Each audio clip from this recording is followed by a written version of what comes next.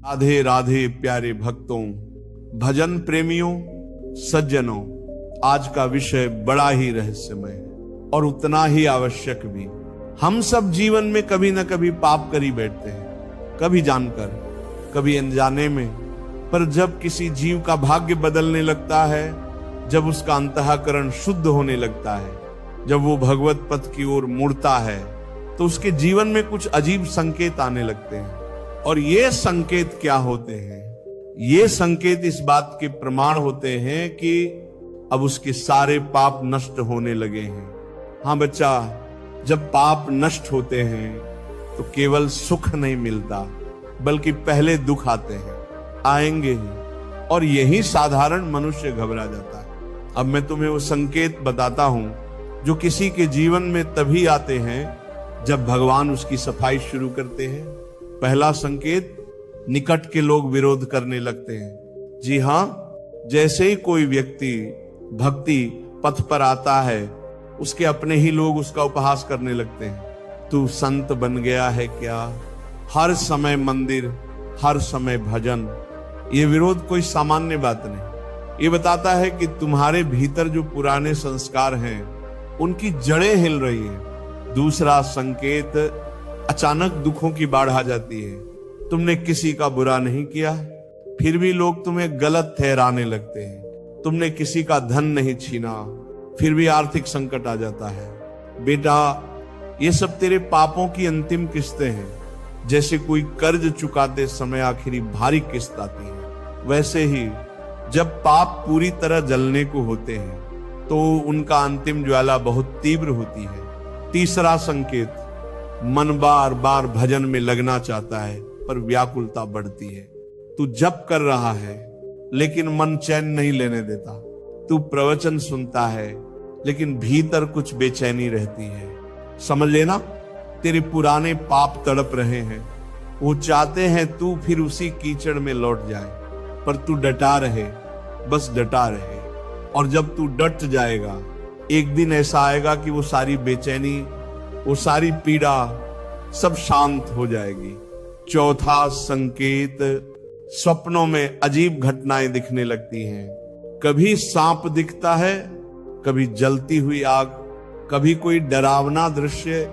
मत घबरा, ये तुझे नुकसान देने नहीं आए हैं। ये पाप स्वप्न के रूप में बाहर आ रहे हैं, क्योंकि अब उनका समय पूर्ण हुआ।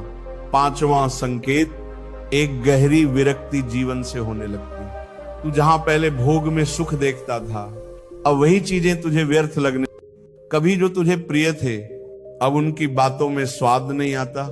ये एक आध्यात्मिक संकेत है कि भगवान तुझसे अब संसार छुड़ाकर अपने पास बुलाना चाहते हैं। प्यारे साधक जनों, कभी कभी जब सब कुछ उल्टा पुल्टा होने लगे तो समझो कि भगवान बहुत निकट है। जैसे जब सूर्य उगने वाला होता है तो अंधकार गहरा हो जाता है, वैसे ही जब आत्मा का कल्याण होने वाला होता है तो पहले पापों की आंधी आती है, लेकिन जो टिक गया, जो डगमगाया नहीं, उसके लिए भगवत कृपा का दरवाजा खुल जाता है।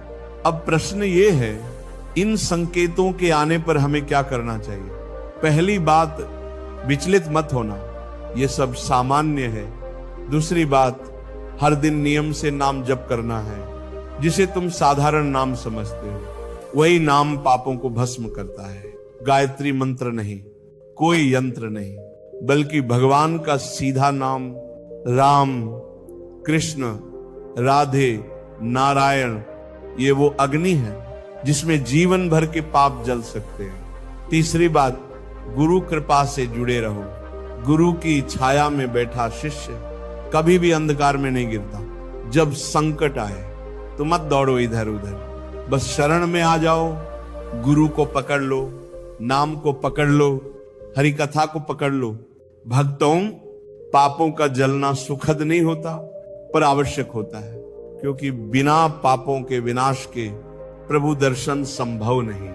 जैसे बिना मैल उतारे कपड़ा शुद्ध नहीं होता, वैसे ही बिना पापों के जले आत्मा निर्मल नहीं होती। इसलिए अगर तुम्हारे जीवन में ये संकेत आने लगे हैं तो आनंद मनाओ, मत घबराओ, मत रुक जाओ। समझो, भगवान तुम्हारे निकट है। पापों के अंधकार के बाद ही प्रेम का प्रकाश प्रकट होता है। तो चलो, अब से जब भी कष्ट आए तो रोना मत, बल्कि कहना, प्रभु धन्यवाद, आपने मेरे पाप जलाए, अब मुझे अपने प्रेम में लीन कर लो। भजन प्रेमियों, इस संसार का प्रत्येक कष्ट हमें भगवान के और करीब लाने के लिए आता है। तू बस डटा रह, नाम जपता रह और देख कैसे प्रभु तुझ पर कृपा करते हैं। राधे राधे।